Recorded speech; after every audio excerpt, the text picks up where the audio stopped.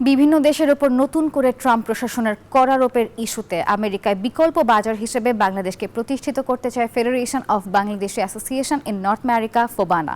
শুক্রবার রাজধানীর গুলশান ক্লাবে ৩৯তম ফোবানা কনভেনশন উপলক্ষে আয়োজিত এক অনুষ্ঠানে এসব কথা জানিয়েছেন ফোবানা চেয়ারপারসন মাসুদ রব চৌধুরী।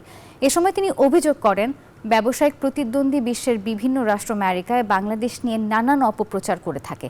এই ধরনের প্রচারণা ঠেকিয়ে মার্কিন যুক্তরাষ্ট্রে বাংলাদেশের ব্যবসা বাণিজ্য আরও বাড়াতে ফোবানা কাজ করে যাবে বলেও জানান তিনি।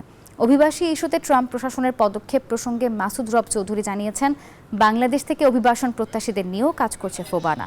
প্রবাস প্রজন্মের মনোনিবেশ বিশ্বায়নে বাংলাদেশ স্লোগানকে ধারণ করে আগামী ২৯ থেকে ৩১ আগস্ট ৩ দিনব্যাপী যুক্তরাষ্ট্রের জর্জিয়া অঙ্গরাজ্যের আটালান্টায় অনুষ্ঠিত হবে এই বছরের কনভেনশন। সাউথ ইস্ট এশিয়ান যে আমরা বলি ওখানে ককাস, তারা কিন্তু চেষ্টা করতেছিলাম যে বাংলাদেশের গুডসের উপরে যেন লো ট্যাক্স হয়, কিন্তু ইন্ডিয়া কিংবা অন্যান্য ক্লোজ দেশগুলো কিন্তু লবিং করে যাতে কিনা আমাদের ওদের দেশে চাইল্ড লেবার আছে, ওদের দেশের প্রোডাক্টেড আছে, ওরা চেষ্টা করে, কিন্তু আমাদের সমান চেষ্টা হবে to stop those kind of thing and speak for it. বাংলাদেশের ভালো কাজগুলো চোখে উঠে দেখাবো, দ্যাট ইজ আওয়ার জব।